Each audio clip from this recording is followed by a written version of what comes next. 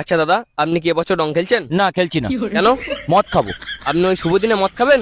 দেখুন দাদা, কৃষ্ণ যখন রং খেলতো তখন তার সঙ্গে রাধা ছিল, আর আমার সঙ্গে বাড়া খেলার কোনো লোক নেই, তাই আমি বাড়া মদ খাবো। আচ্ছা দাদা, রং খেলার দিন তো মদের দোকান বন্ধ থাকে, আপনি তাহলে মদটা পাবেন কি করে? এক পেটি বিয়ার ওলমক 750, কালকে রাতেই বাড়া তুলে নিয়েছি। ওরম ভুল কাজ বাড়া আমরা করি না।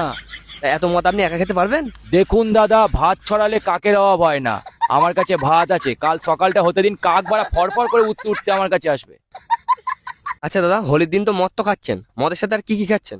মদ থাকছে, মাংস থাকছে, পাতা থাকছে, চুরুট থাকছে, বিড়ি থাকছে, সিগারেট থাকছে, সব কিছুরই বন্দোবস্ত করা আছে। যারা সিঙ্গেল আছে তারা সবাই চলে আসবে, ফ্রিতে বানা দিয়ে দেবো।